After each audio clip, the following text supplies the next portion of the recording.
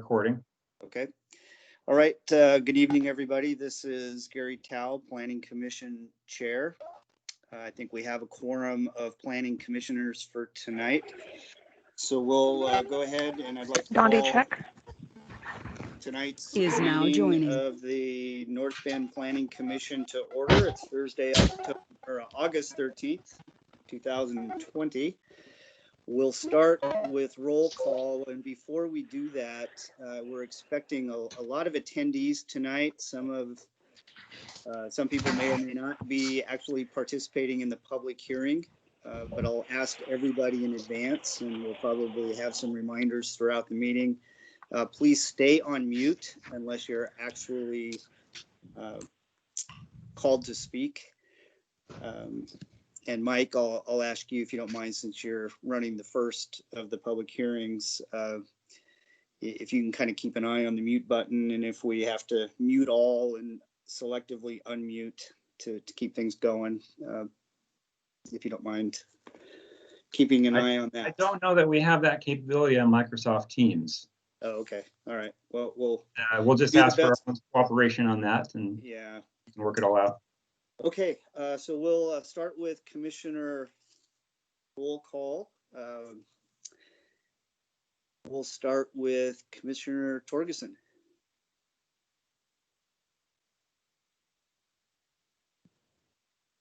Can you unmute? There you go. That's what I'm trying to do. Can you hear me now? We can hear you. Okay. My unmute button's not very responsive. All right. All right, thank you. I saw Commissioner Bovers online. Yeah, Commissioner Bovers present. Commissioner Blanco? Present. And I saw Commissioner Bush. This is Commissioner Bush present. I know Commissioner Moe is not available tonight, and I'm not expecting Commissioner Greenberg either. Here's our first reminder to please stay on mute until you're called to speak. Can I get a motion to excuse Commissioners Greenberg and Moe from tonight's meeting? Commissioner Blanco will make a motion to excuse Commissioner Moe and Commissioner Greenberg from tonight's meeting. Commissioner Torgerson, second. All right, motion made to excuse Commissioners Moe and Greenberg from tonight's meeting, made by Commissioner Torgerson, seconded by Commissioner Blanco. I believe I got that right. Actually, opposite. The other way. Awesome. Oh, okay, opposite. Sorry about that. All in favor of excusing Commissioners Moe and Greenberg, please say aye. Aye. Aye. Any opposed? Commissioners Greenberg and Moe are excused. Next item is approval of tonight's agenda. Can I get a motion to approve the agenda for this evening's meeting? Commissioner Torgerson, I would like to approve the agenda for this evening. Commissioner Bovers seconded. Okay, moved by Commissioner Torgerson to approve tonight's agenda, seconded by Commissioner Bovers. All in favor, please say aye. Aye. Aye. Aye. Any opposed? All right, we have an agenda for this evening, and next item is approval of the July 23rd Planning Commission meeting. Is there a motion to approve the minutes? Motion to approve the minutes from the July 23rd, you said? Yes. 23rd minutes. Commissioner Torgerson, second. Motion made by Commissioner Bovers, seconded by Commissioner Torgerson to approve the July 23rd Planning Commission meeting minutes. All in favor, please say aye. Aye. Aye. Any opposed? Motion carries. Minutes are approved. All right. The next item is I didn't catch it at the beginning, but I'm not seeing we missed over the public comment. So now's an opportunity for any members of the public to provide comment on any topic that's not subject to tonight's public hearings. We have two public hearings tonight. One is regarding a potential development agreement for marijuana retail business, and the other is a public hearing regarding uses within the urban separator overlay district. Any comment regarding either of those two topics will be taken during the public hearings on those respective topics. So with that, are there any members of the public who would like to provide comment on any topic other than the public hearing topics?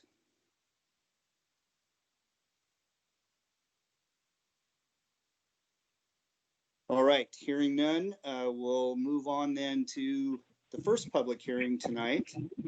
And that's regarding the is now joining. The proposed development agreement for a marijuana retail business. Mike, are you going to lead the presentation on this? Oh, yes. Okay, before you start, just for those on the members of the public, please stay muted while we get through the staff presentation. There will be an opening comments by our planning staff. We'll then, Mike, are you going to ask the applicant to speak regarding the project on the front end then before we open the public hearing? Yeah, I'll give a brief introduction to the public and to the Planning Commission, just to set the context. And then I'll give the applicant the opportunity to speak to their proposal, and then I'll turn it back to you to open the public hearing. Okay. When we open the public hearing, we have a lot of attendees tonight. I don't know how many people wish to provide comment in the public hearing, but we'll go based on last name alphabet. We'll do it in groups. We'll start with A through E, then we'll move to F through J, L through O, and finally P through Z.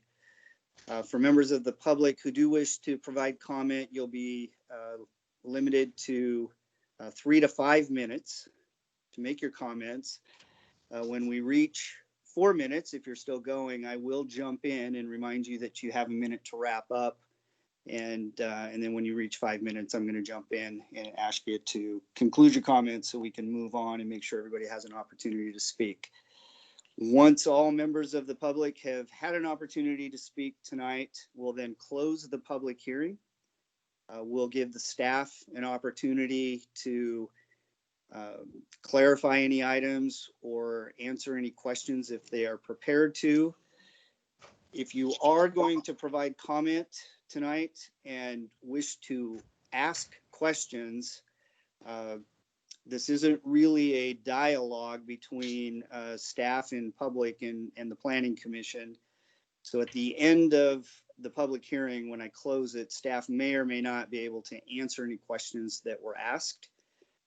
If they aren't, they will have an opportunity to research prior to our next meeting and provide any answers they've been able to come up with at our next meeting. We're not anticipating taking final action tonight. We want to give everybody an opportunity to speak. We've received a high volume of written comments, some of those comments coming in as late as today.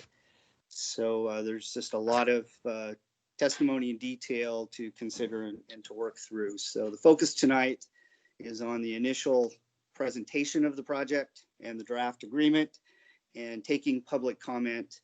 We'll then defer final action after the public hearing is closed until a future meeting.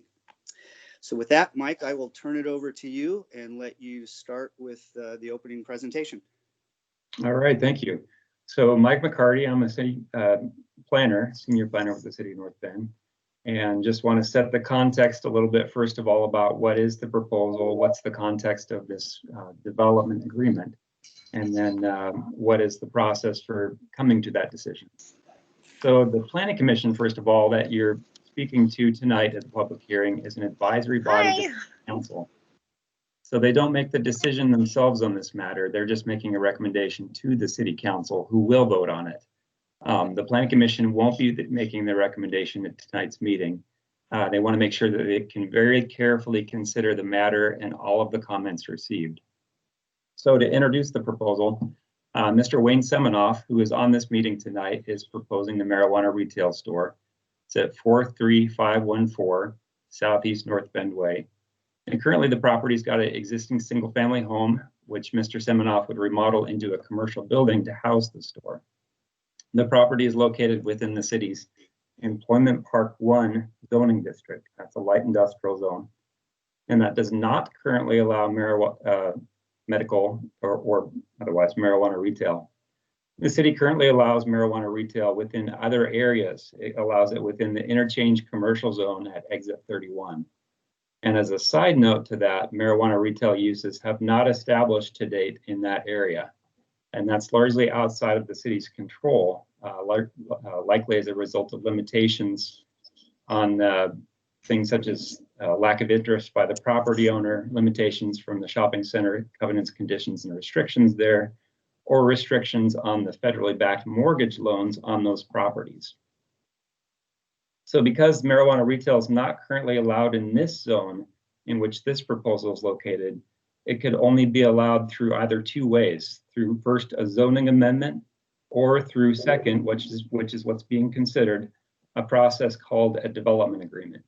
So a development agreement is a contractual agreement that's authorized under state law between a city and a development applicant.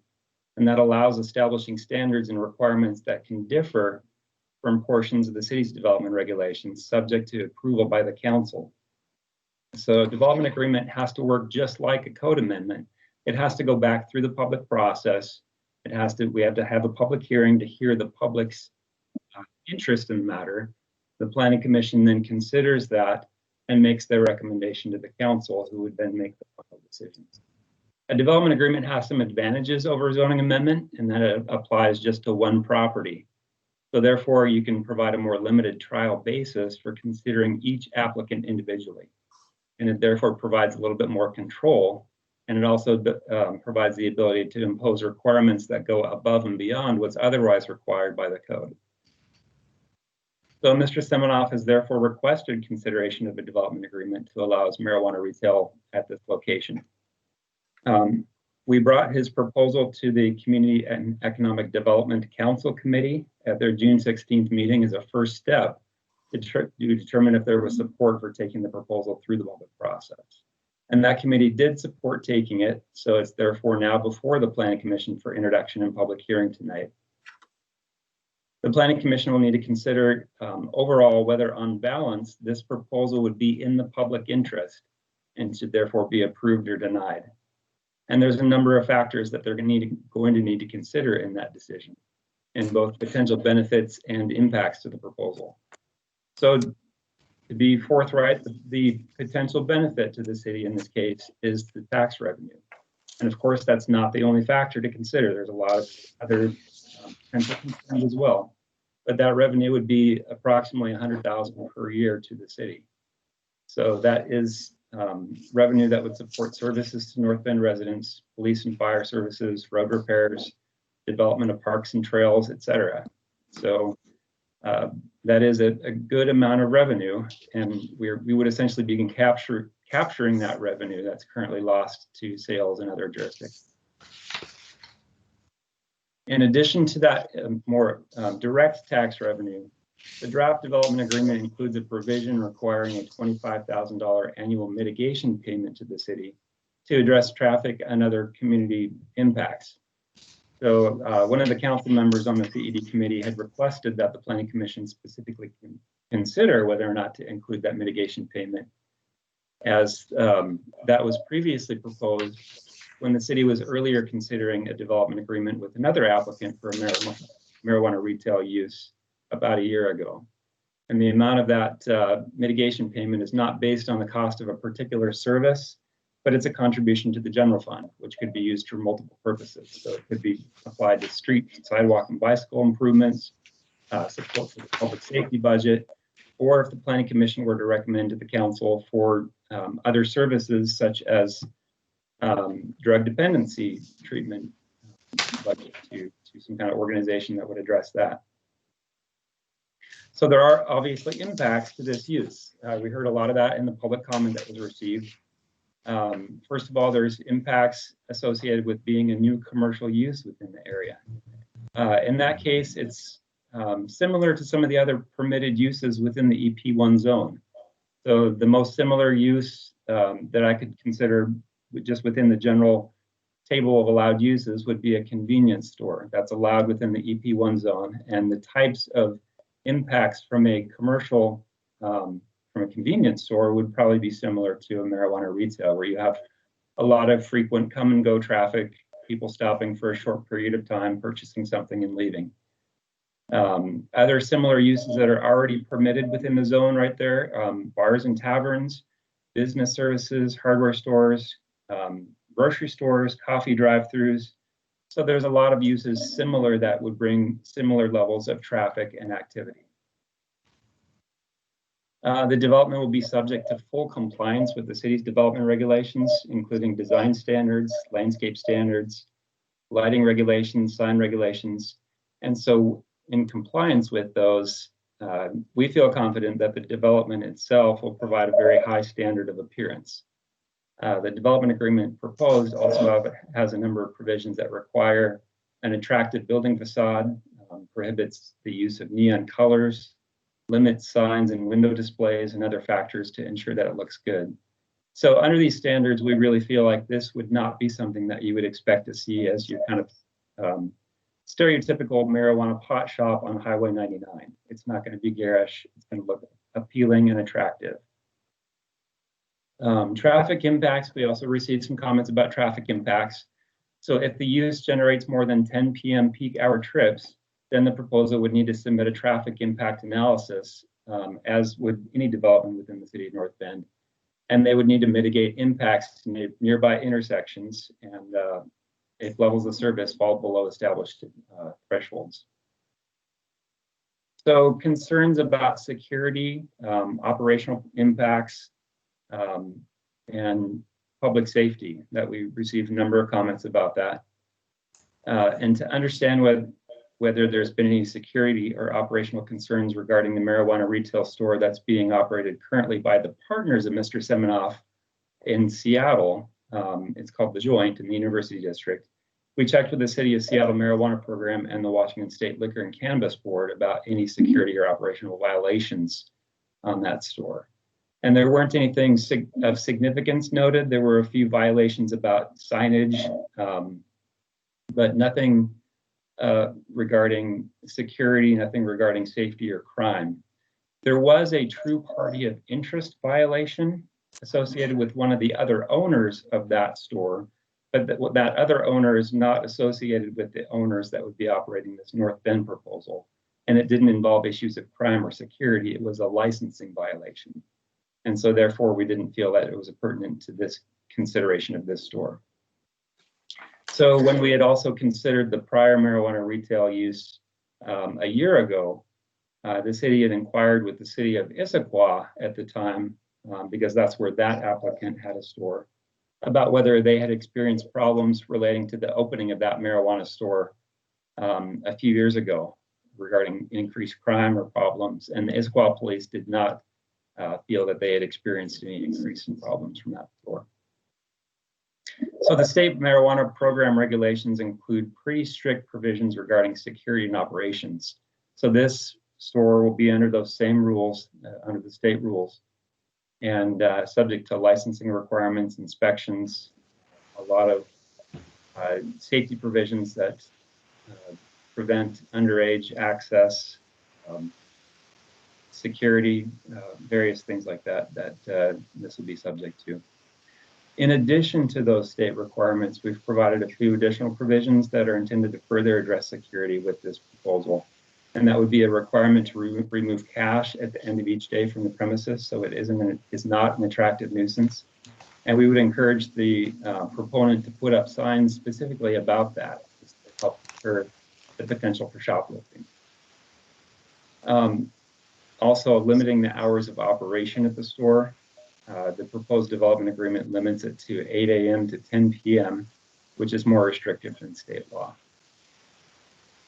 So to kind of bring it back to summary, the question at hand before the Planning Commission is not about whether or not to allow marijuana retail. The city already allows it in other locations within the city. So the question is instead whether the city should allow it at this specific location where the zoning does not already allow it, and whether or not that decision would be in the public interest. So just state again, the Planning Commission is not going to be making a recommendation tonight. They want to carefully review the comments that the public provides. We've received 54 comments to date on this ahead of the Planning Commission meeting, which I provided to the Planning Commissioners. And the public's input, your comments tonight are something that are very important. We want to hear them. The Planning Commission and the City Council really value those comments. And I do want to request that everybody that provides comments tonight provides those comments in a respectful manner. So everybody's opinion is valid, regardless of where one stands on this issue. So I want to turn it over to the applicant, Mr. Semenoff, to be able to speak to the proposal. And then I'll turn it back to Commissioner Tao to open the public hearing. All right. Can you hear me? Yes. Yes, we can hear you. You can hear me? Okay, good. Yeah, my name is Wayne Semenoff, and I'm proposing opening the retail store at that location. And as far as locations in the city, one thing it's very important for the council to know is that there aren't any available locations anywhere else in the city to do this. So given that, we don't have a wide variety of choices of where to put the store. I've tried 2 or 3 times to put it at other locations and they failed. And this one is the last one that I've been able to make happen in the city. It's not only a zoning issue, it's if anyone has a mortgage that is done with a federally insured bank, they can't have a marijuana user on their premises. So given that, it takes almost everybody off the market. So the point I want to make is that this is probably the one and only spot that's available to put a marijuana store in North Bend, given the current circumstances and everything around it. So I would propose that you approve that and let it open at that location. The location itself is fairly innocuous. It's kind of in the middle of the eastern part of town where there isn't too much going on there. It's an industrial park area, and there's mostly industrial park users or nearby, which our business wouldn't interfere with their business at all. And the only other thing that may be close there's a church across the street, but the church is actually about 600 feet away, door to door. If you left the door of the house and you went to the door of the church, it'd be about 600 feet away, and that's quite a long distance. That's 2 football fields, and I feel that would have minimum impact on churchgoers. People aren't going to go 600 feet out of their way to bring their children in to buy marijuana. I'm sure they're not going to do that. Hold on a second. The other point I want to make is that where the property is located, it's an underperforming property. It's an old rental house that doesn't generate any revenue for the city at all. And so we're taking this property that's basically useless to the city and putting a valuable use in there that will allow a large amount of taxes to be paid to the city on a regular basis.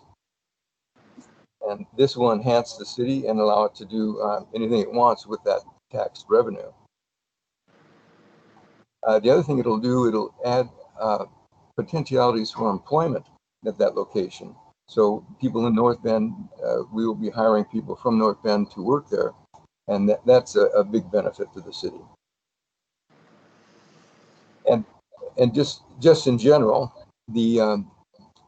it'll bring more business to the city in total, and that will allow other businesses to make more money because there are funds that are coming into the city that would never have come to the city if we didn't have a marijuana retail store there. And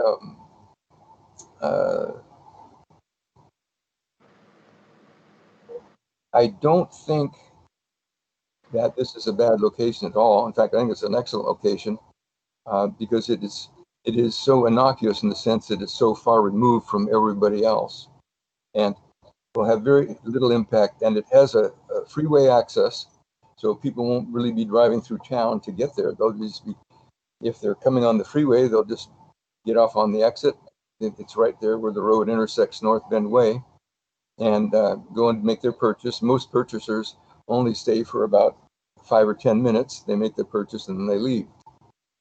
The law prohibits utilizing any marijuana products on or near the premises, so that's not going to be an issue.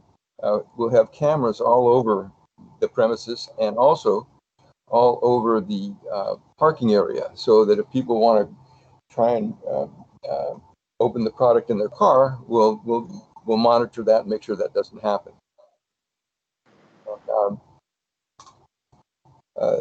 Just in general, just as far as marijuana stores go, there is a need for a marijuana store in North Bend. The closest store is 10 miles away in any direction, and nowadays 65% of the marijuana stores sales are medically related. So that means 65% of the people who would like to buy those products have to drive 10 miles or 20 minutes in either direction to get their medicine. And it would be a boon and a good thing to North Bend to be able to have a marijuana store in near proximity, which is only be like maybe 5 minutes away from any part of North Bend. Let's see what else here.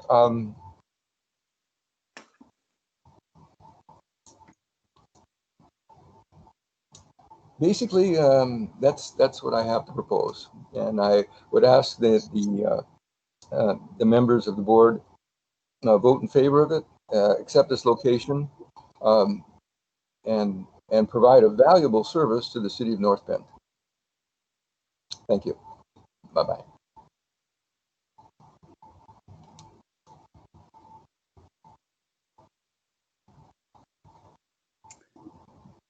Commissioner Tao, do you want to go back to open the public hearing?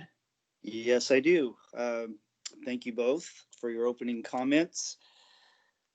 Before we start the public hearing, just a quick reminder, please, everybody start on mute so we don't have any distractions. We'll go by grouping based on last name. We'll start with A through E, then F through J, L through O, and P through Z. Maximum time of 5 minutes. And if somebody gets to 4 minutes, I'm going to jump in and remind you to wrap up within the next minute. And at 5 minutes, I'll come in and we'll need to move on to the next speaker. When it's your turn to speak, please state your name and your address for the record.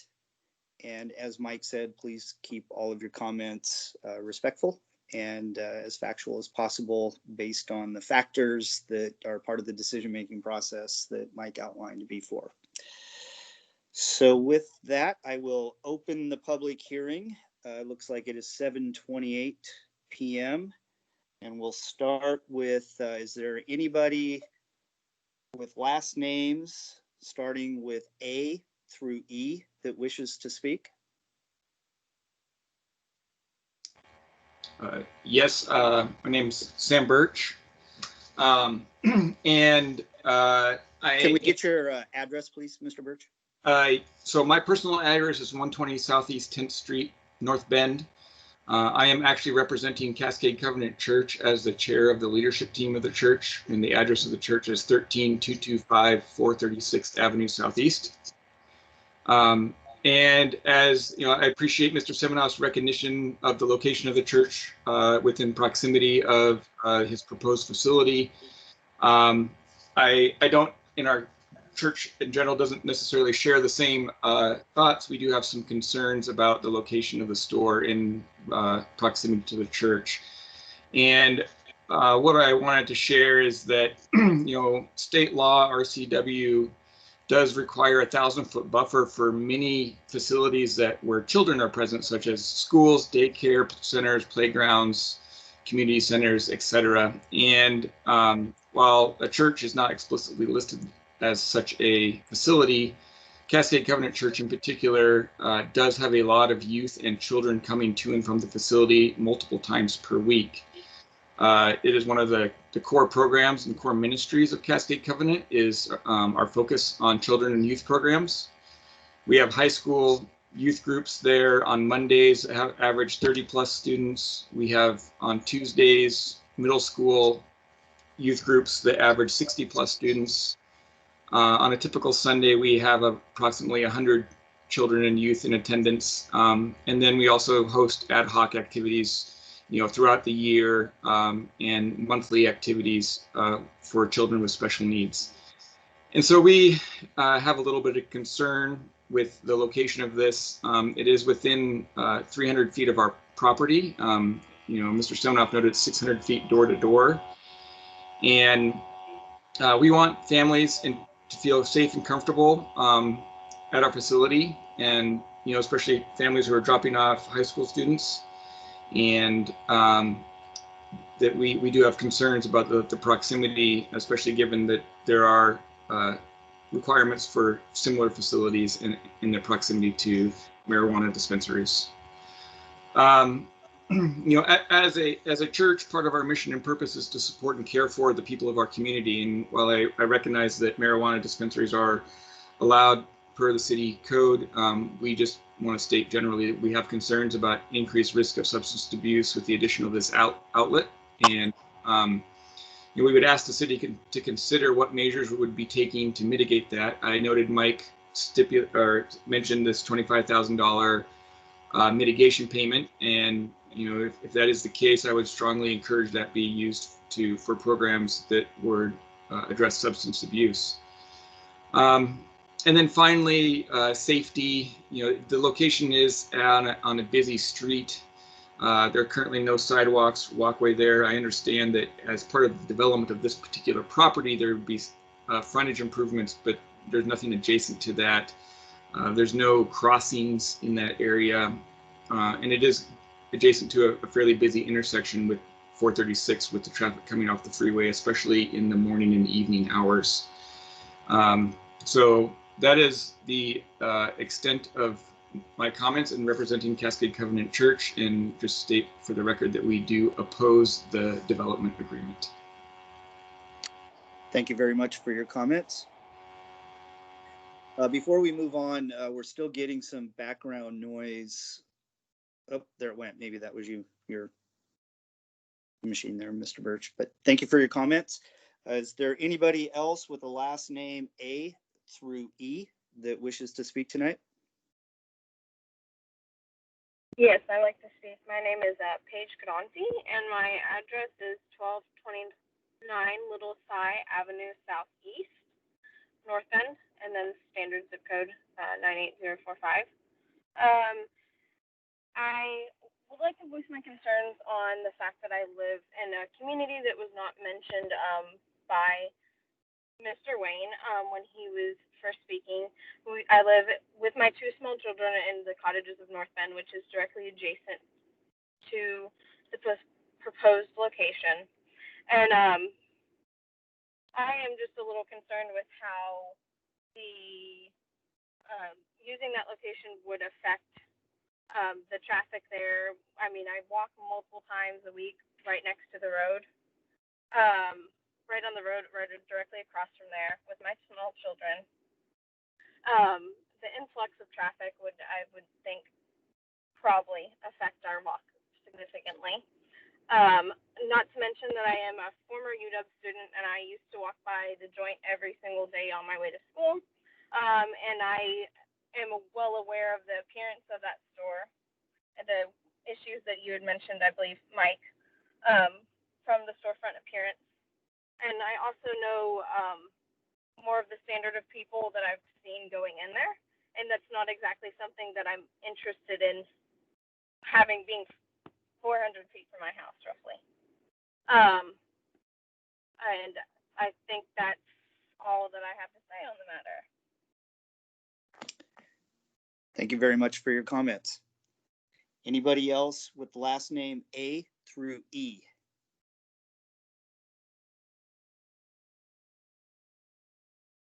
Okay, moving on. Anybody last name F through J?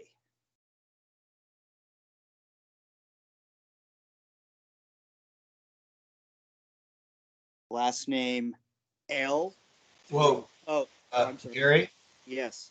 you have TJ raising their hand. You can see that on your bottom screen there. This is Dave Miller. I do not see anything on the bottom of my screen, but There was an LH that had a hand raised, and there's okay. also a Talia Joanna. We can see you on the screen now. I think you'll have to take yourself off mute. Talia? Talia Giovanni. Please unmute yourself if you're able to. If you're not able to speak for some technical reason, please email to mccarty@northbendwa.gov, and I will forward that to the Planning Commission. Okay, was there somebody else L through O? Hi, my name's Dondi Check. Okay. Address, please. Can you hear me now? I guess. Okay. Yeah. It's 1203 Haystack Avenue Southeast. I'm in the cottages at North Bend. Okay, go ahead. I am very aware of the location of the new shop, and I walk by it frequently with my child and husband. I am in support of the shop going in. I know North Bend Way is going to get developed over the years. It's going to be the small house that it'll replace. The plans look good if that's what they're going to continue with, without the neon signs, keeping it contemporary with the rest of the city's appearance. I have been into the shop in Issaquah. I know they're very strict. It's not poor appearance, and I hope that's what would continue out here. I know a lot of people that I spoke to in the neighborhood are happy with it going in. I know some people are not so happy with it. My experience with shops have been good because I know they're very strict, and I know the laws for owners are strict as well. So that's just all I wanted to say. Okay, thank you for your comments. Anybody else, last name L through O? My name is Jolie Lofink, and I'm a property owner at 43504 Southeast North Bend Way, North Bend. Our property is immediately adjacent to the property that's being proposed to be turned into a marijuana retail store. I have concerns regarding our property value going down. I think that there should be a way of finding a property that's not adjacent to current properties. I mean, it's literally feet from our property. I've got tenants who have concerns regarding their personal safety being feet from a marijuana retail store, and another tenant who has concerns regarding the fact that there are, I believe he said, 5 businesses in that general vicinity that employ drivers who have commercial licenses, and they are held to federal standards that require they not smoke marijuana or use marijuana products, and they are drug tested. This poses a threat to not only these employers and employees, but also the community if these employees, given to the temptation of such a convenient source of marijuana, and are partaking and driving on our city streets. So it poses a threat to these employers, these employees, and our community at large. And I also have concerns regarding the traffic. I understand that there was a roundabout proposed, and that would require anyone leaving our immediate property, from what I'm told, to take a right turn and no longer allow us to take left turns. And if we have to turn right, we are driving through then private neighborhoods. So you're basically putting traffic through the quiet neighborhoods surrounding that area. I'd also like to address, if you go through with this agreement, the fact that the WAC that's quoted in the agreement is inaccurate. It does not exist. I did provide in the letter that I sent to Mike McCarthy the accurate WAC, so that we're actually requiring them to follow. I mean, I know they're required anyway, but if we're going to put that into the agreement, let's make that accurate. Thank you. Thank you. That's been noted. Thank you for your comments. Anybody else? Last name L through O.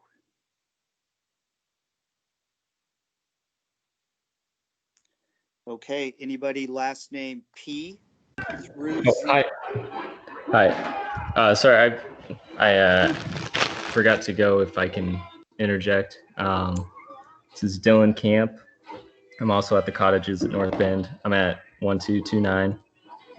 My wife Paige spoke a second ago, but I just wanted to clarify that the city of North Bend is running on a surplus. So I'm not sure where this extra revenue needs to come from, or if there's an actual need for additional revenue to the city at the cost of all the traffic and potential DWIs that this would create, as well as concerns with the character of some of the users coming by, because I've been around these shops before, and a lot of the people are fine, but there's a lot of people that I would not like around my children or my community. I also, wanted to stress concerns about the property value. It's about 400 feet away. I just really, it would be sad to have the property value dip that, have a significant dip from that. I think that's pretty much it. I'm sorry, this is Commissioner Tao. I hate to interject. Yeah. We got a lot of background noise. I'm not sure if that background is coming from you. Oh, it is coming from me. Okay.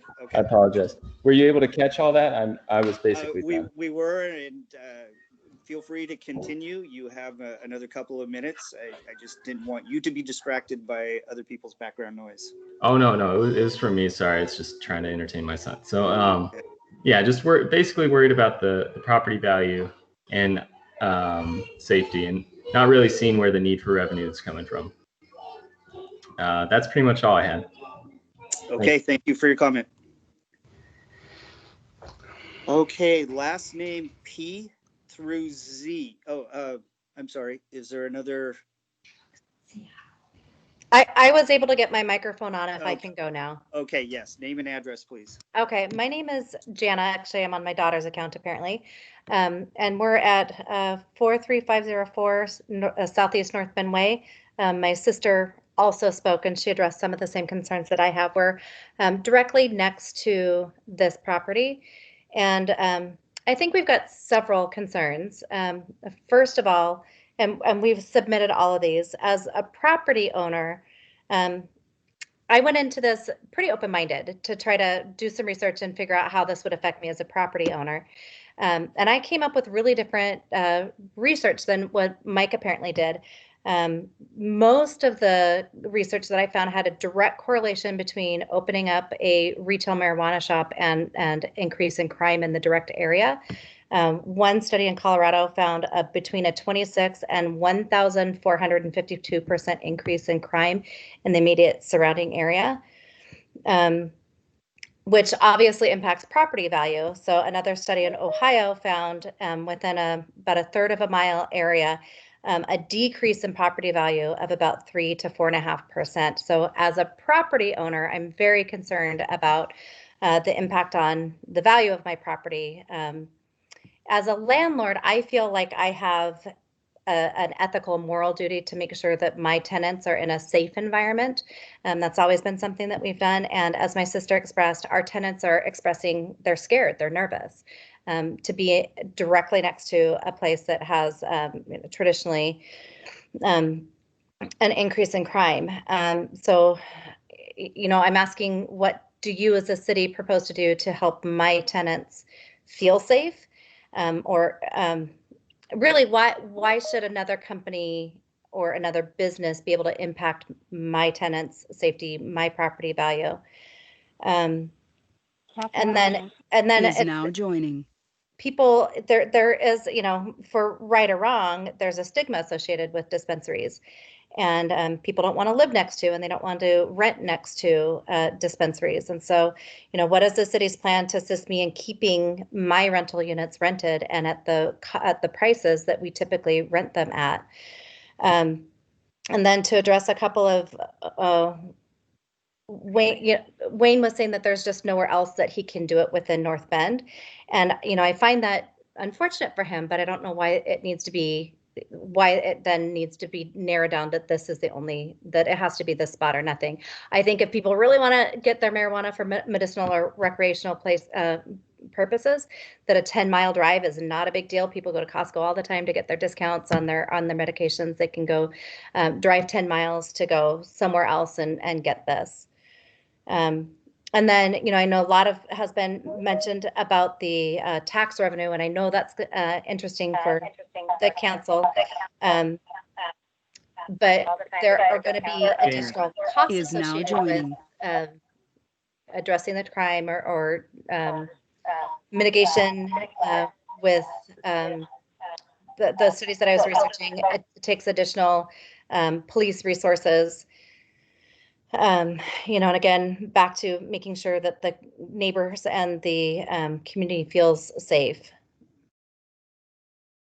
I think those are, you know, I guess I would implore you as the council members to think about whether or not you'd want this next to your home or your business and understand where we're coming from.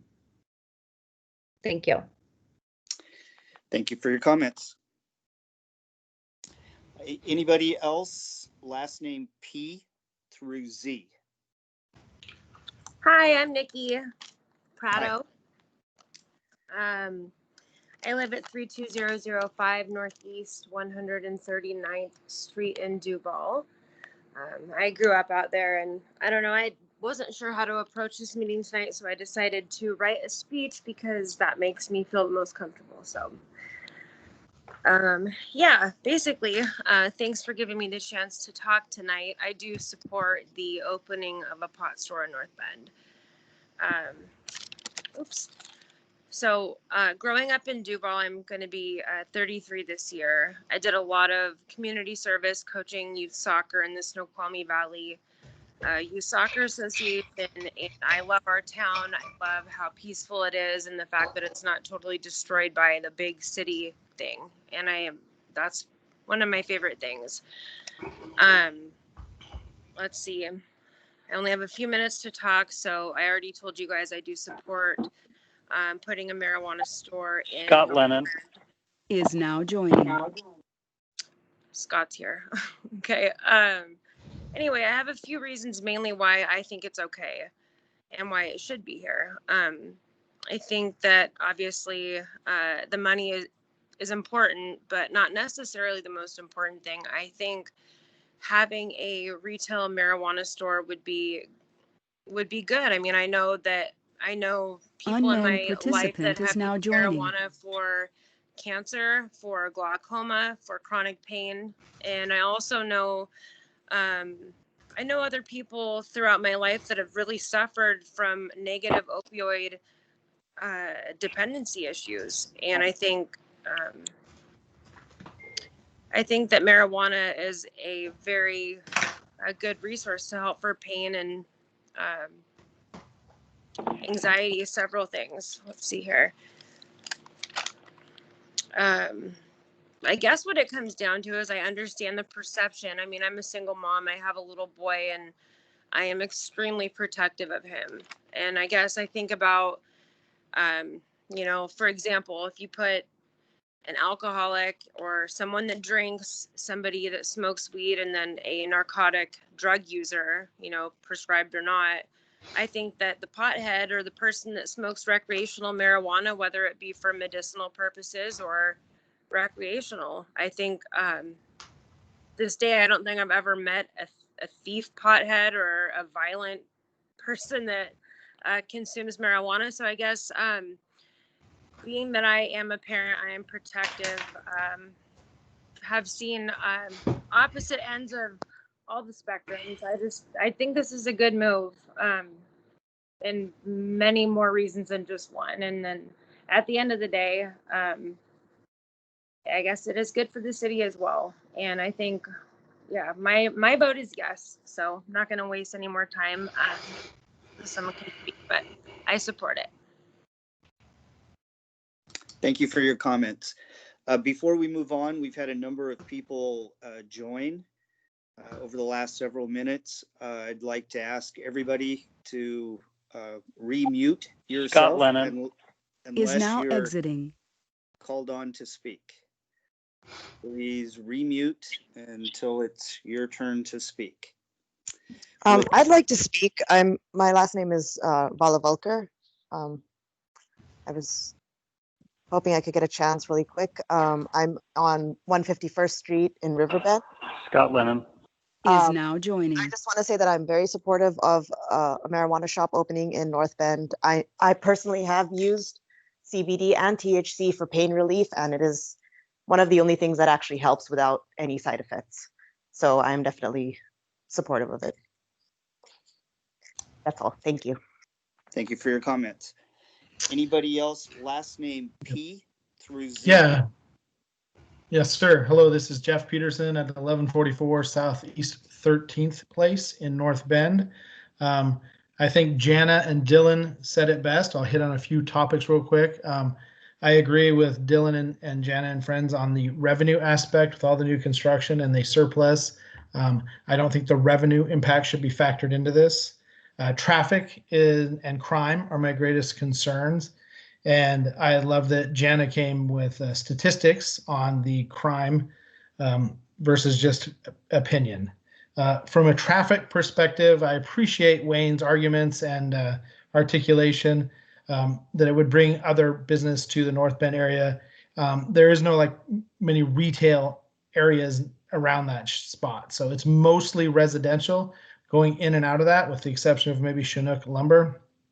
So I have concerns about the traffic because it is a heavily populated family community with lots of children and people out biking, running along those roadways. Plus the location near the Mount Side Road, which is a popular tourist attraction, which already brings a lot of traffic through there, which could increase the opportunity for accidents.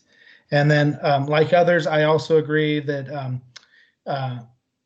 if there's a better location in North Bend, say the outlets or something, right, where it's a retail shopping, it would bring up, maybe that would be a different story for me. I just don't think it needs to be close to residential neighborhoods.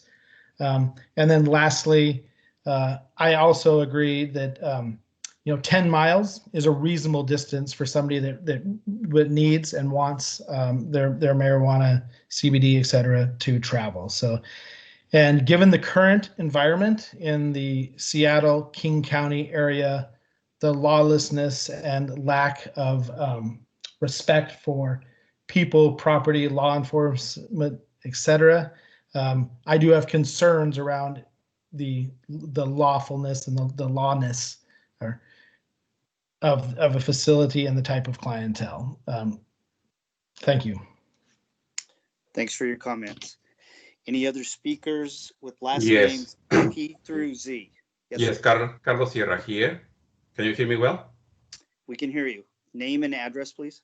Yes, Carlos Sierra. Address is 34115 Southeast Ash Street, Snoqualmie. And I used to live in North Bend, but I moved to Snoqualmie. And Nikki mentioned something that's really important, and it's about the medicinal marijuana. I mean, my wife, she went through cancer stage 3. It was tough.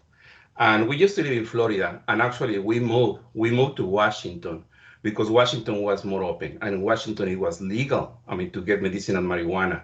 In those days in Florida was not, I'm talking 5 years ago. So we had to move. For us, it's really important. When we're talking opening a dispensary, to me it's like a community service. I really value what Wayne is doing. I truly appreciate, I mean, his effort, because it's bringing medicine that is not easily available. And some people say, oh yeah, you can drive 10 miles. Well, yeah, you're right. I mean, we can drive 10 miles to get what we need. But if there is an option to open a business, I totally support the idea. I mean, the first reason is the medicinal part. I mean, I wouldn't see this kind of opposition if we're going to open a Walgreens or another pharmacy, right? To me, this is a pharmacy. This is a place where we can buy medicine. And that's something, I mean, we sometimes our prejudices, they kick in and we don't see that. I mean, we're saying, oh, that's evil, that is safety concern. Well, let me tell you, I've been in many of these places where we buy medicinal marijuana and I feel super safe.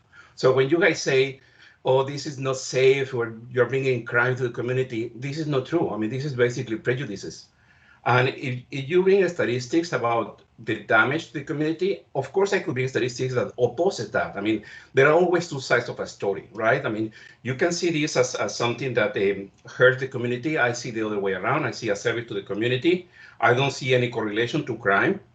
If we say tax revenue, we don't need the tax revenue. Well, why don't you tell that to every business in the community? Say, we don't need your money. We're fine with taxes. It's not true. I mean, we need tax money. We can use the tax money.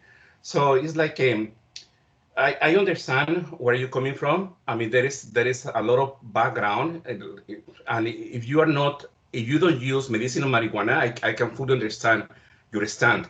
But you have to understand the other side. This is a service, and when I hear Wayne saying, "Oh, I will have some employers on the store. There is some tax revenue," I just see positive things. I don't see anything wrong. And if I were to have a dispensary next door to my house, I would be happy. I would be happy to be there. So I totally support the store. That's all I want to say. Thank you. Thank you for your comments. Any other speakers, last name P through Z?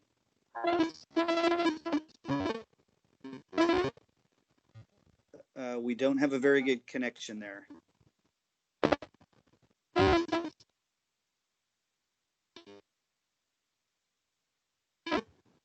Mike, I can't tell who's. Yeah, I can't hear that either. So again, if you're not able to connect, you can send an email to mmccarty@northbendwa.gov, and I will forward those comments to the Planning Commission. Thank you. Other speakers, last name P through Z.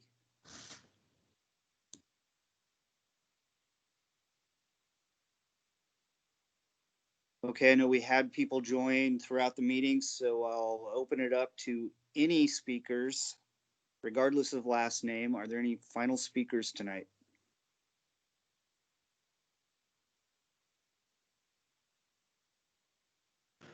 Second call for speakers.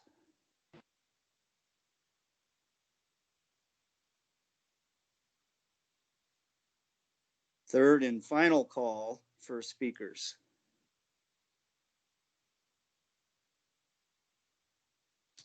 Okay, hearing none, I will close the public hearing. It's 7:58 p.m. And Mike, I'll turn it over to you. Are there any issues, questions that you'd like to address based on the testimony tonight? Well, we had a lot of very good comment, and if I can just summarize all the comments together, I would say that the impacts are most felt by those closest to the proposal. There's a lot of things that the Planning Commission is going to have to consider there, things that we don't necessarily have answers to tonight. There was concerns about crime, there was concerns about impacts to property values. I know that I personally did a little bit of investigating on those issues just on the internet. I'm certainly not a professional researcher, and there were multiple studies that found different conclusions. So that's something that we may have to look further into if that's something that the Planning Commission wants to further explore. On the issue of traffic, I can say that this development would be subject to the very same requirements that any development within North Bend would. And it would be required to provide street frontage improvements, which would include bicycle lane, sidewalk, planter strip, And then in addition, that this proposal is right next to where there is a proposed roundabout. That's on our city's capital facilities plan, and that will happen. And that will include appropriate pedestrian crossings. So that will bring up the level of safety at that intersection. Other things, let me look back at my notes here. Regarding concern about, I guess, the stigma of the use and decrease in property value, I think the best way that we can address that is just to make sure that this is subject to all the applicable requirements that the city would require for design standards and signage and so forth, to make sure that this is a high quality proposal, that it looks attractive, and that it functions well within the community.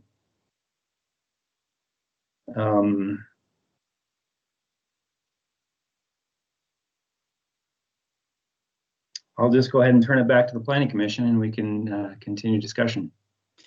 Yeah, thanks, Mike. So great job with the presentation and also the follow-up. I'd also like to thank everybody that participated in the public hearing tonight, either through attendance and verbal testimony or through submitting written questions and testimony. Your input's extremely important through this process and through the decision-making, both with Planning Commission, but also ultimately the North Bend City Council when they take this matter up. So thank you very much for participating. Thank you for keeping your comments concise and staying within the time limits and staying within the parameters of the topic and the factors that will be part of the decision making. Great job by everybody and really appreciate it. I know this is awkward technology at best, and I think everybody did a great job of making their statements tonight. So Mike, we've got this scheduled for further deliberation on the 10th of September, correct? Yeah, that's correct. We've got another public hearing to get through tonight, which also has some complexity. We received a lot of comments on that topic as well, and I want to make sure we've got time to get through that topic. So I think we'll wrap up tonight. We have time for planning commissioners to submit any questions or requests for additional information to Mike in advance of the meeting on the 10th. That will also be an opportunity, hopefully, for Commissioner Greenberg and Mo to review the transcript from the public hearing and attend and participate in those deliberations. And it looks like, at least right now, that's the only agenda topic. So rather than trying to constrain any commissioner dialogue tonight because of time, I think we'll just push everything now to the meeting on the 10th, where for those of you who are from the public who've been following this and participating in the public hearing, we would anticipate taking a final action at that time based on all the information that we have. So thanks again, everybody. You're welcome to stick around for the rest of the meeting, but we're going to shift to the next topic, which is also a public hearing. And Mr. Seminoff, thank you as well. And Mike, great job with the presentation. So the next topic is the Urban Separator Overlay District and potential amendments regarding uses. Jamie, are you going to lead the discussion on that one or the presentation on that one? Sure, I can. Yeah, Jamie Burrell here, Senior Planner, City North Bend. And we are on page 65 of 70. So this is kind of the last bit of your package. A bit less meaty in volume than our previous previous discussion, but Melville Petrosky is now joining. Oh, there we go. Just waiting for that. Oh, if you just joined, if you can mute that. Yeah, we need everybody to please go on mute. So tonight before you, we've advertised and sent out to the property owners within 300 feet. We received Unknown participant is now exiting. We received 7 comment letters, which I can go through if you haven't had a chance to see them all. 6 were bundled together, and then we just received a 7th today. I do think there are some people on the meeting here that would like to comment, and they told me so. Some of them provided written comments and some did not. But we are looking at a code amendment for permitted uses, and that's in Table 1810-030. We're talking about the Urban Separator Overlay District. The Planning Commission a couple meetings ago talked about this area. We studied the map. The Urban Separator Overlay District is an area which I can share my screen here just to, let me see, get a summary again of where we're talking. And right here. Hopefully you guys can see. Let me know if not. And I will try to zoom in here. Zooming. There we go. So we're in the kind of the north west section of town. This is the land use designations. This is the urban separator overlay area, which shows that there's a lot of open space around. There's some commercial, and the yellow is residential. The gray is employment. So we're talking about this area. I think the next Dondi, check. Oops. Is now exiting. Yeah, it's frozen here. And so it's spinning here. The zoning is a neighborhood business with an overlay of urban separator. So the neighborhood business zone allows a variety of commercial uses. There are some existing residential, but primarily we're talking about, and it's not wanting to share my screen very well here, so I'm going to exit that. So the proposal is to prohibit the uses for storage and the use of hotel. And there are a couple categories of storage. And I'm going to try to share one more time the zoning map so you can see that. And so that is simply the amendment. This was directed by council, and they had concerns with just those 2 uses. Like I said previously, Planning Commission took action on prohibiting upper floor dwelling units. This area, like we talked about at the last meeting, is intended to be a little less intensity of a use because of the open space, and it's, you know, a gateway. It's a bit of a satellite area for commercial. And so I'll answer questions, but I think at this point, leave it at that, and I can go through the public comments or enter those into the record if you would like. So we're basically talking about these blue areas with red hatching right here. We've got Chinook and the old Chinook lumber. So now there's a motorcycle shop. We've got some other businesses along here. We have the storage facility, and then the church and the gym facility. And then down here off of 8th is kind of a residential feel. There's a few businesses though. So this applies to these areas in blue, these 2 areas, and that is it. Those uses coming out. Thanks, Jamie. Anything else you want to add before we get into the that's good. Hearing? Nope. Okay. Yeah, I think we saw a lot of written comments that were submitted, and that's already part of the record. So I don't think there's any need, at least at this point, to have to go over those. We've all had an opportunity to see those, read those. So I'll, before I open the public hearing, I'll just start with saying that if anybody wishes to speak on this topic tonight, please limit your comments to no more than 5 minutes. At 4 minutes, if you're still going, I'll jump in and remind you that you have a minute left. Please keep your comments focused on the topic at hand. Provide your name and your address for the record. Once we've taken all comments tonight, I'll close the public hearing. We'll turn it back to you, Jamie, in case there's anything that you want to clarify or any questions that you want to answer.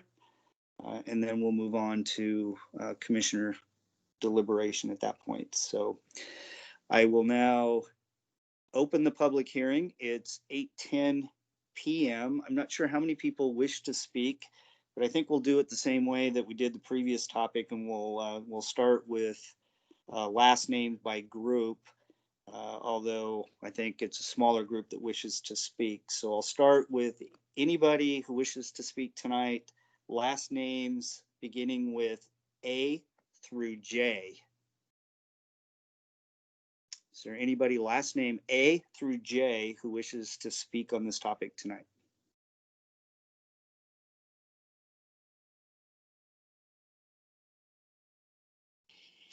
Anybody last name beginning with L through Z?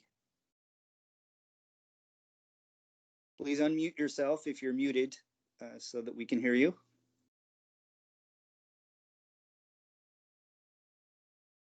Hi, can you hear me? This is Wendy Miller.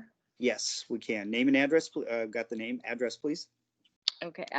Well, my home address is 6814 Denny Peak Drive, Southeast, Snoqualmie, 98065. However, we own property that is 1422 Bendigo Boulevard North in North Bend. We are actually in the middle of that giant blue blob that you guys have seen on your screen that Jamie has put on her screen. And I guess I'm the first one to speak about this, but I know that there are several others that sent in their comments. I think that there might be others that speak, but the one thing that I want to talk to the Planning Commission about is the changing of the zoning of parcels.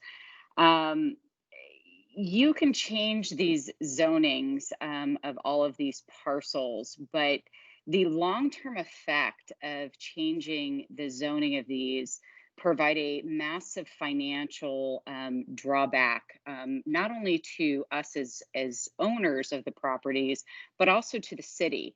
Because what you're doing is you're limiting businesses from appearing in this city. And you know, my particular asset and the 6 parcels that I own, you know, I'm planning something different, but I'm thinking about my neighbors that are surrounding me and what they're able to build, what they are able to sell their properties at, what their assets are actually worth when they try and sell them, or when they go and refinance, or frankly, what we've all been thinking about over the especially last 2 years, is what the ULID that we're all trying to push forward to get sewer out to this area, what that will look like at the end of the day.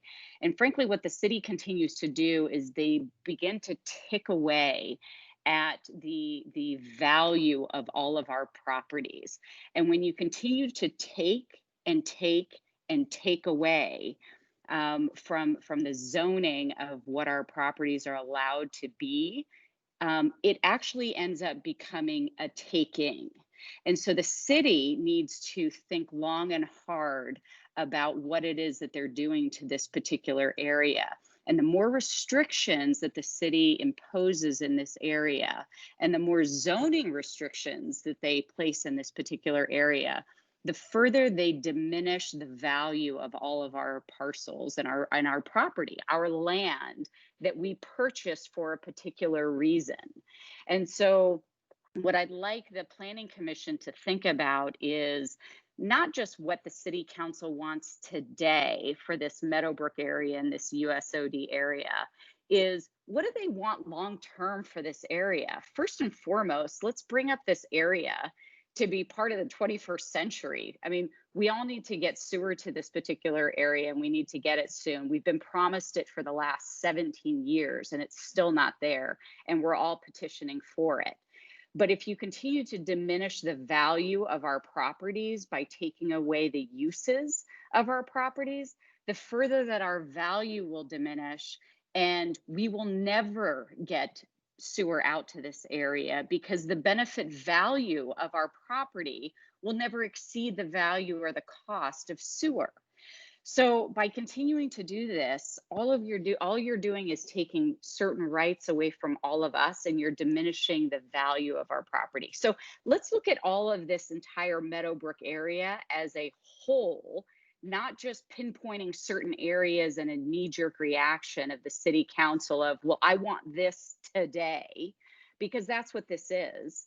But rather, let's look at this as a holistic area and go, what do we want this to be?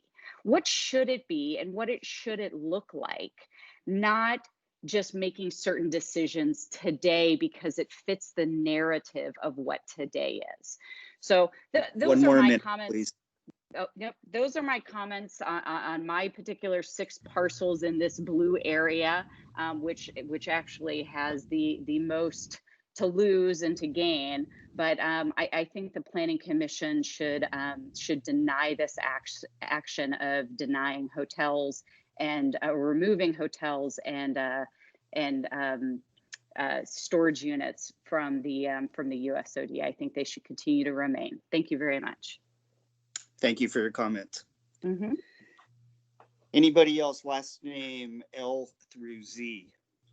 Gary, Joel Molander with Puget Western. Are you able to hear me okay? Yes, we hear you fine. Thank you very much. Thank you. Well, first of all, I was fighting with Wendy for the mute button and she won. So I'll jump in here and share my 2 cents. First of all, thanks for the opportunity to participate in tonight's meeting and weigh in. Can we get your address, please? Yes, of course. So I'm at 6903 Pinehurst Avenue Southeast in Snoqualmie. However, we own, Puget Western owns 2 properties, 10 acres in the west end of town there, per the map that was demonstrated earlier, plus 35 acres up toward Trucktown. So basic utility services is kind of front and center in the context of our ability to develop. For many years now, PWI and other landowners have been working with the city staff to develop our properties in a manner consistent with the city's requirements. Its interest in development of sustainable tax revenues. And again, as a longtime 20+ year member of the Valley community myself, in a manner that's aligned with what I would describe as the cultural, aesthetic, and environmental elements that define our community. This has not been an easy task. Absent, again, the availability of basic utility services on either end of town, we have lost dozens. Puget Western alone has lost dozens of very well-respected tax revenue generating companies that have walked away based on the fact that the city does not offer or does not allow septic in lieu of sewer at the west end of town. And while we're making good progress in water on the east end of town, we still don't have a comprehensive solution to basic utility services. I would offer that while the Planning Commission, the mayor, the council have heard probably more loudly than, well, I would not say probably, definitely more loudly from a very small minority of anti-growth personnel and community participants. You have heard more loudly from the development community through the loss of high-paying jobs and tax revenues. And that would be a very interesting analysis to conduct. But I know that a number of us have tried to bring jobs, bring companies to this community, and it's been unsuccessful. And notwithstanding the city's interest in an overt interest in creating jobs and a more sustainable tax revenue base that will support the needs of the city longer term, which I think weighs in or aligns with Wendy's comment on not restricting the use of these properties for some near-term objectives, but really thinking more holistically and longer term. The city has lost some opportunities over the last couple of decades. And I realize there's water moratoriums and other issues that have come into play, but I've been the president of Puget Western for 4 years, and there are at least 24 projects that we have had that have been very viable and aligned with the city's interests, not only from a tax perspective, but from a community alignment perspective, that have not come to pass upon the counterparties learning that either there's no water at the east end of town or we can't get a ULID passed at the west end of town. We've supported the city or provided the city with the support needed to pass a ULID. And unfortunately, we find ourselves here tonight having a conversation around further restriction to the development of our properties, the adverse impacts to our property values longer term. and ultimately to the city's economic benefit longer term. And I think you've commingled two issues that don't need to be. And I think that my 2 cents as a community member and a developer, I would respectfully ask that the Planning Commission and the city reconsider these constrictions or restrictions rather, and instead pass the ULID without any change in zoning and let your public process play out. You are already one of the most restrictive cities to do business with. And I mean that in the kindest and fondest of ways. But it's hard to do business in North Bend by comparison to other jurisdictions. And we're here, we're ready and willing to pay for this ULID and get basic utility services to the west end of town. We need to have a conversation how we're going to do it on the east end of town as well. And that's not for tonight, that's for another meeting. One more minute. Thank you, sir. I'm going to use every second I've got. I appreciate that, Carrie. But let's have a conversation that makes sense for the long-term viability of the city from a tax revenue perspective, and ultimately does not adversely affect the landowners beyond what has already been, beyond how we've already been impacted. Thank you. I appreciate your time. Thank you for your comments. Any other speakers? Last name L through Z.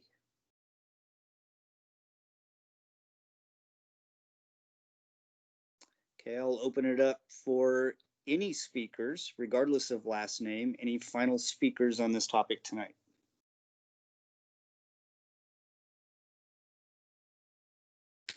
Second call for speakers.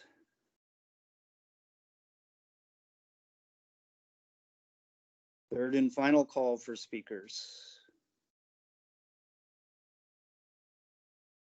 Hearing none, I'll close the public hearing. It's 8:22 p.m. I want to thank all of our speakers for participating in this process and offering your comments. Extremely important as we consider these matters, both at a planning commission and also ultimately city council when they take the matter up as well. And David, just a shout out, thank you for both of these hearings for helping all of the speakers work through their muting issues. I appreciate your help there.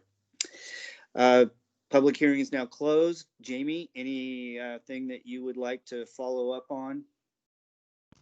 No, I think we received some great comments.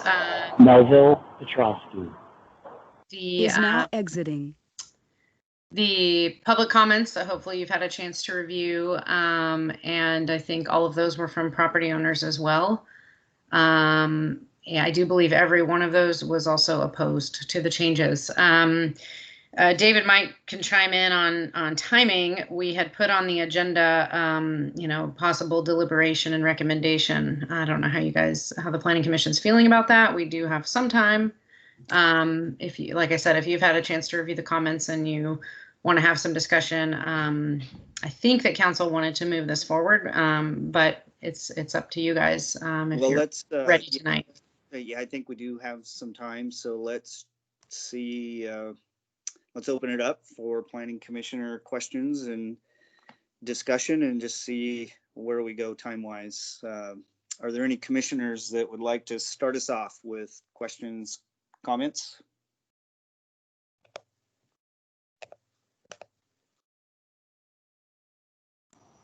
Yeah, I'll go ahead and start. Commissioner Rovers here talking for the minutes. Sure. So I guess my main question here for staff is, we're hearing a lot of no's, a lot of opposition here from what we read about in their introduction. The only thing I'm kind of seeing as a pro here from the council's point of view is aesthetics, trying to move away from having the higher uses in that area, hotels I'm thinking specifically, and the kind of density is. Can you give me some insight onto kind of what the other side of this is? But we obviously have heard from the public the negatives and the opposition, but I'm having a hard time wrapping my head around the benefits here. This is David Miller, the city administrator, and I think because of my interaction with the council and a lot of conversation around this issue over the past week or two, I could offer to you. Can you hear me okay first? Yeah, you got a Okay. little background, David, but background noise, but we can hear you. Well, when you live out on Moon Valley Road, you have to put up with that. You know what I mean? We don't have the best broadband in the world. But I can tell you this, that there are two sides of the story. On the side of the council, I think a number of them have expressed to me that the entrance to town on 202 needs to be attractive. Now, I will tell you, so that you have this in your inventory of information, commissioners, that one of the most unsightly things is what looks to be a junkyard that is associated with an auto repair shop on Bulge. That is the subject of a current code violation letter that's going out to those folks because it's illegal to have a junkyard. It's okay to have the repair business because it is grandfathered in. But over time, it has grown into a really unsightly condition. And that has colored the opinion of the council with regard to what they want to see at the entrance of town. And although I don't think they would say in unison that a hotel would be a bad entry feature, most hotels are too large in height and bulk for the appetite of the council at this point.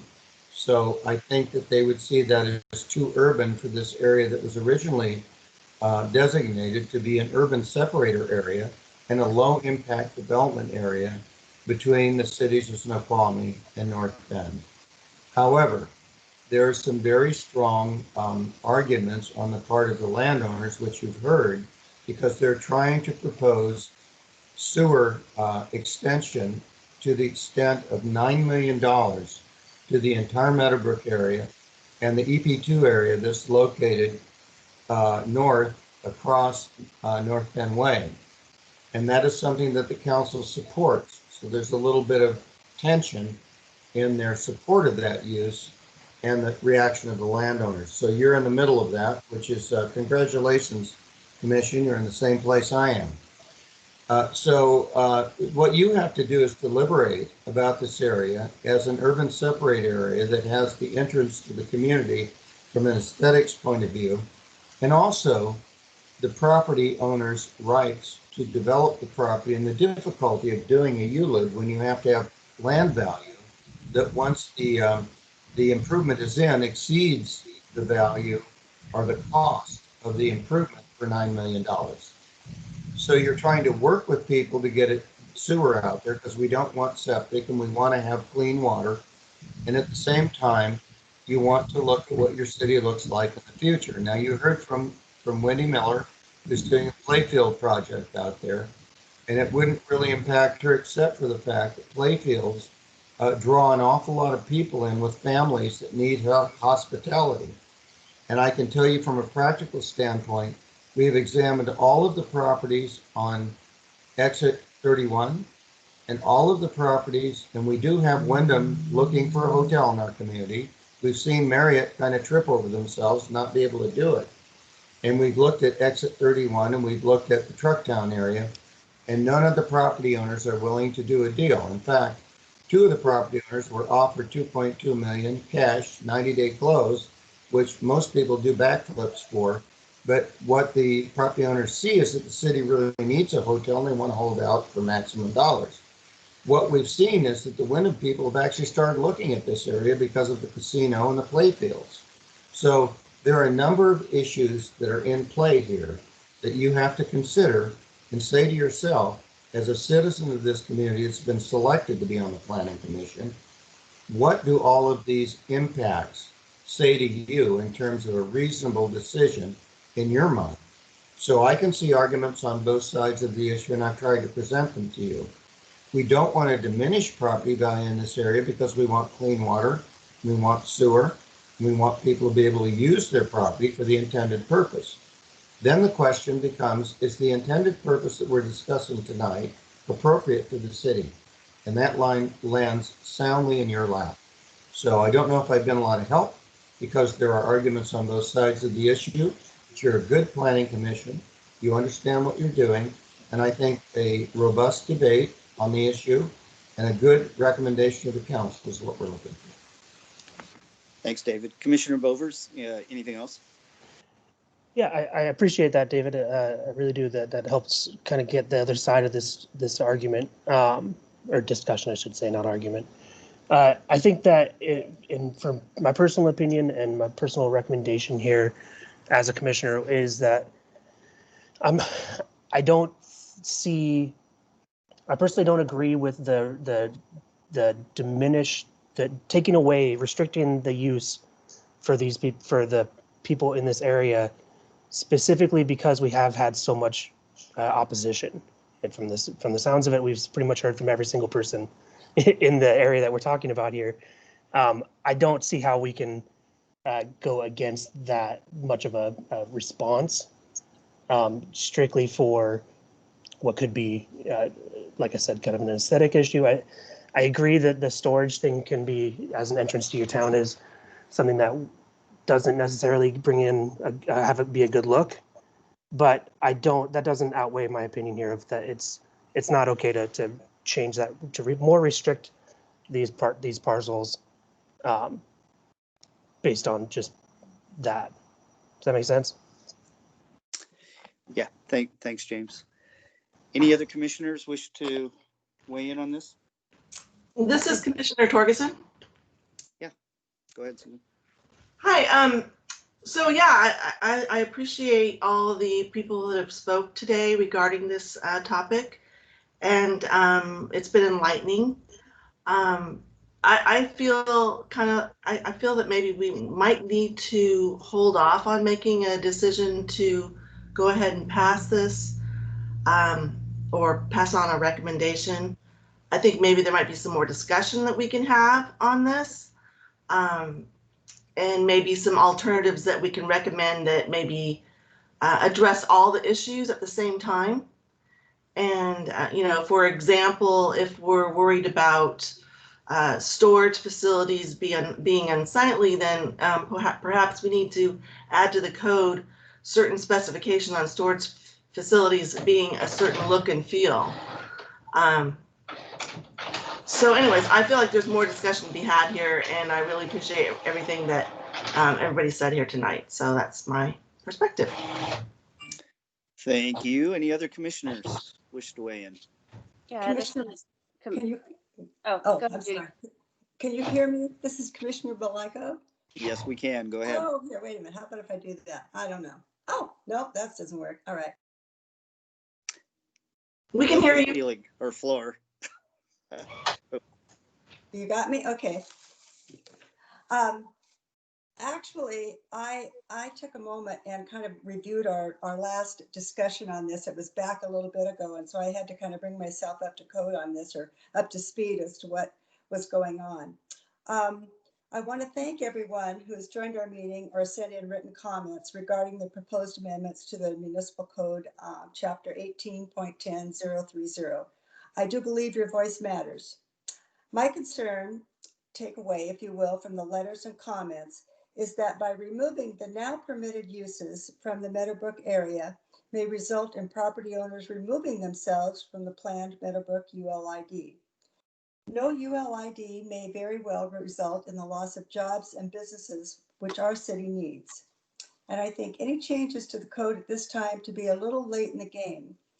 I do believe our property owners matter, as well as their pocketbook and the time that they have invested in trying to do something with this area. I also realize that Highway 202 headed to Snoqualmie, we only go, what, halfway at the most, and then Snoqualmie owns the rest on the left side going towards Snoqualmie. Is that right? Mike, you know? Yeah, that's correct. Yeah. So we don't know what Snoqualmie is going to do with the other half of it. And I know Snoqualmie has a couple other projects that, aesthetically are kind of interesting down by the mill pond. And I would like what our properties want to do, or property owners want to do, to kind of get rolling there so that we have some of those things that maybe people might want to put someplace else. I think those are added value to our valley. And I think that we really do need them. So there you go. That's it. Thank you.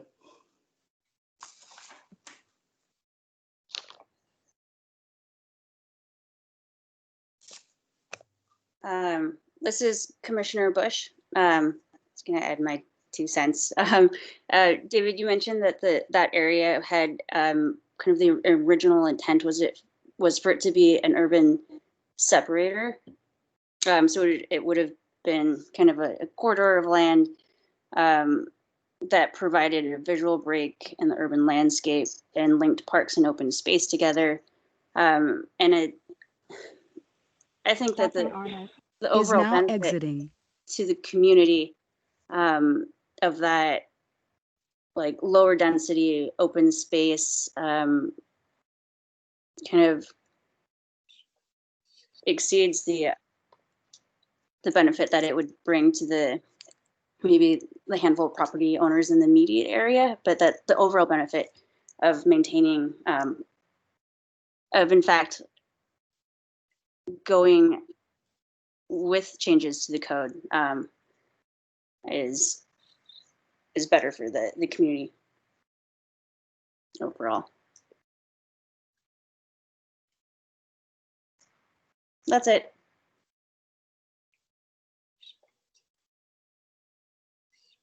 I also think about what that area will look like in 50 years or 100 years. And yeah, I think that there is some value in maintaining some of that open space and break in the landscape. And you mentioned the help and the clean water and yeah.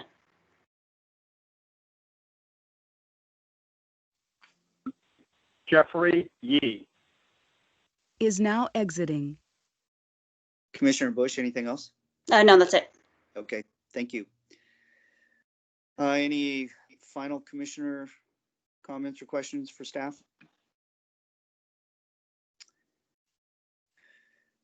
All right, so David or Jamie, I think,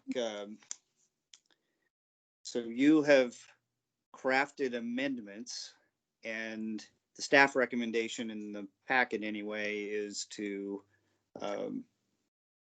recommend approval of the amendment. So commissioners, I think there's a couple of ways to proceed. There can be a motion to accept the staff recommendation and to approve the amendments. And if there is a second to that motion, we'll vote and see where that goes. If there is a motion made and there is no second, then the motion will die for lack of seconds and the amendments will not be approved, which doesn't mean there can't be further discussion on it. And I suppose there could be a motion to the negative on these amendments to reject the proposed amendments and retain the current uses. Commissioner, if I could, through the chair. Yeah. I think this is kind of difficult when a planning commission sees a recommendation come forward. I would like to explain what that recommendation signifies. Sure. You will note that quite often before we bring items to you, we go to a subcommittee of the city council. We did go to the CED committee, and this is their recommendation. I want to make it very clear that staff is neutral with regard to this. And I also want to make clear that this planning commission is very thoughtful. You guys are very much valued, and you're not a rubber stamp. And if you feel strongly in one way or the other, I know right now that the council, having received property owner comments, is somewhat conflicted, and they're looking for ways to find a good solution. You are their land use advisors. So keep in mind that whatever you want to recommend is going to be taken very seriously, because when a council, and you know this, Commissioner Coe, when a council is caught between landowners and some feelings about buffer and very valid concern, they look to you not only for guidance on the vote, but for reasoning behind it. So what I'd like to see now and in the future, and we're looking towards some joint meetings, is the Planning Commission taking a more prominent role as an advisor advisor in land use issues. So just keep that in mind. This isn't necessarily staff saying you need to do this. This is the CED committee saying you need to do this, and nobody showed up at the CED committee meeting that I'm aware of, representing the landowner group, that once this actually got to the commission, the landowners woke up and started to react. So you're the first that have heard the balanced discussion from both sides of the issue. So please give us some good advice based upon the way you truly feel about land use. And we'd like to see the Planning Commission continue to be regarded with a greater seat at the table in these discussions. Yeah, thanks, David, and really appreciate not only your comments, but the clarification that the recommendation in the packet is really reflecting the CED committee recommendation, not necessarily staff-specific recommendation. So good point of clarification. So with all of that, is there a commissioner that wishes to make a motion that we can take action on one way or the other tonight? Quick question, Commissioner Tao, do you have an opinion here? We haven't really heard yours. Yeah, my opinion, in a matter like this, I tend to lean towards maintaining the status quo, lack of a clear, compelling reason to potentially negatively impact current property owners. So I am not in support of making these amendments, but I wanted to let everybody else kind of be heard on that before stating my opinion. But that's where I stand. So if I may, you and I have been doing this for 3 years now, I think. Yeah. How do we move forward if we do want to not recommend this? Is this we put a motion to vote as denying it, or a recommendation is to not move forward with the changes? If we do go that route, how does that work? Yeah, David, so help me with that procedurally. I would think that if we want to make a statement, we could make a negative motion to reject the proposed amendments and essentially send that back to the drawing board. That at least gets closure on our public hearing and the recommendation that's made to us. Yeah. Yeah, Chairman, you're exactly right. You sound like a former council member. What they're looking for is direction from you. So however you can express that most clearly, if your consensus is, and if the motion is to support it and make the changes, that would be clear. If your motion is to recommend against the changes and advise the council not to approve it, I would include some narrative with that. And you've done so, Chairman Cal. Just saying, you don't believe that there's a compelling reason to change the status quo, and that you've heard from landowners and you support the testimony that you've received, because some background with your motion really explains that you were deliberative, that you thought about it, and in a thoughtful way. These are the reasons you've made the motion. Okay. So Commissioner Bovers, does that help?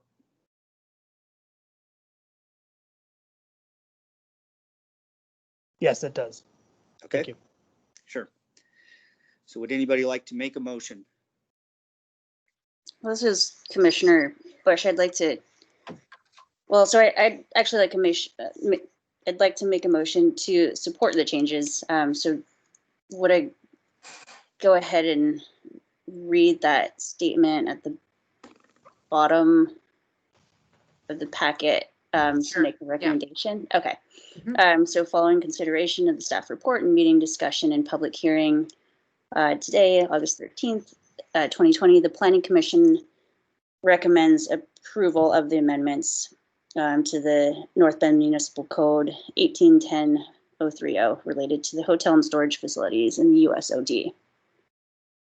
Motion has been made to accept the staff recommendation by Commissioner Bush. Is there a second?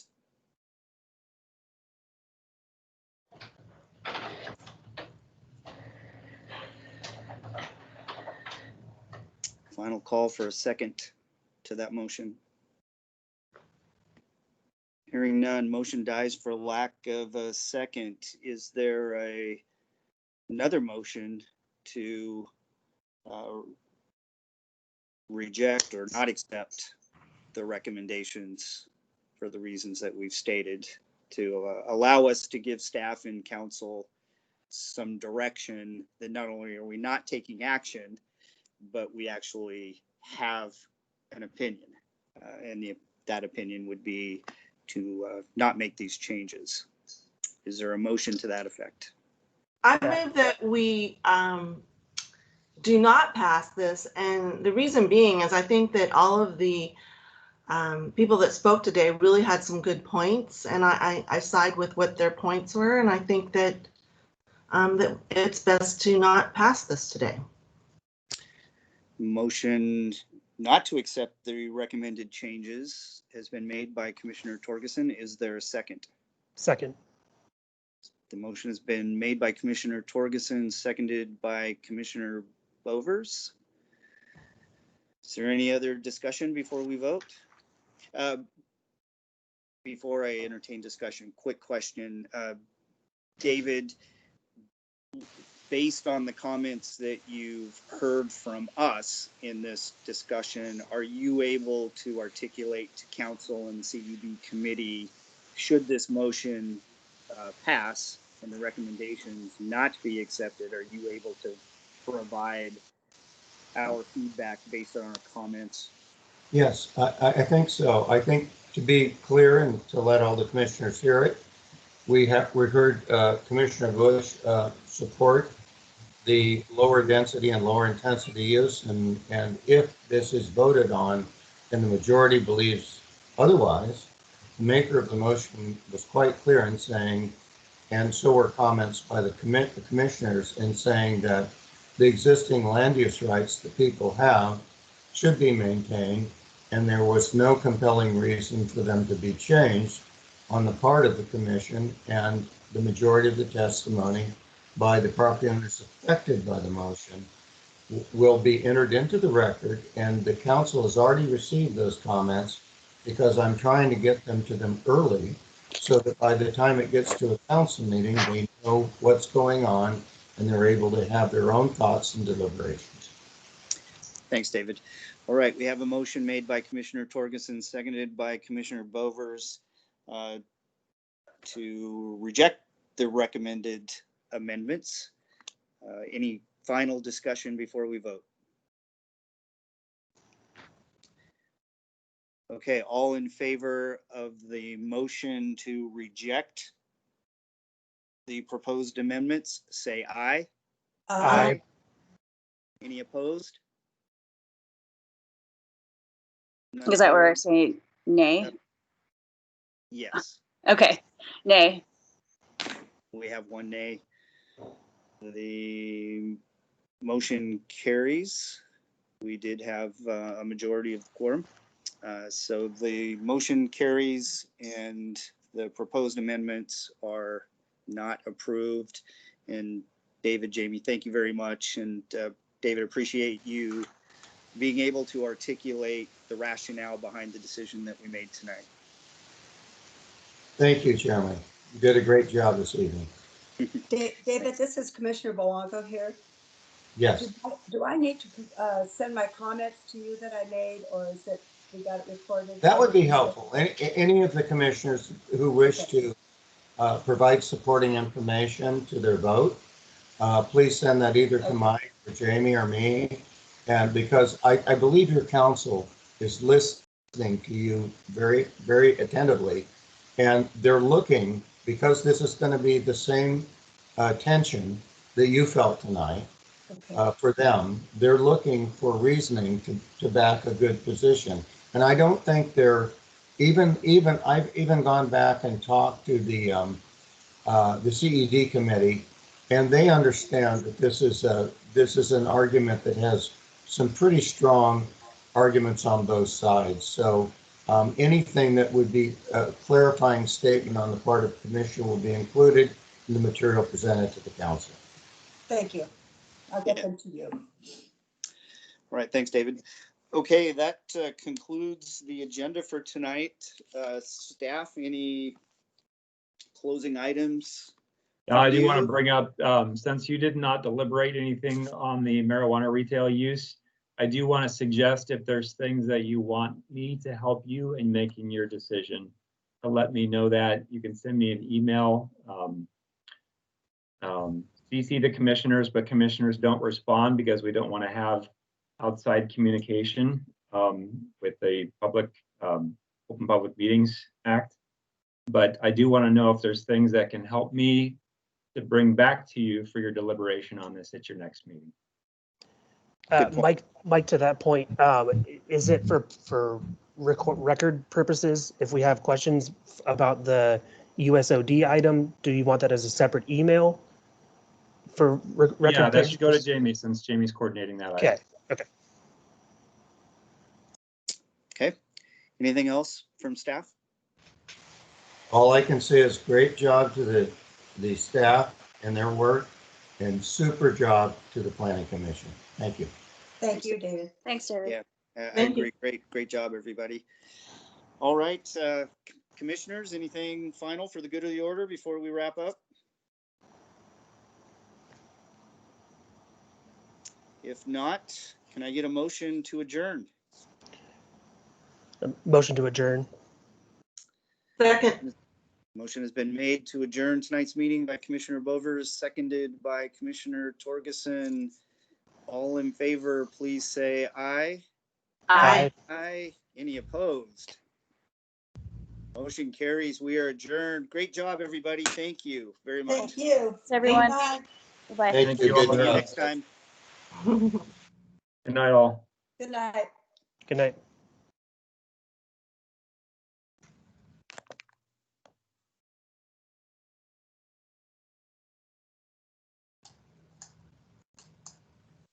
All the time to get their discounts. Jamie. Is now exiting.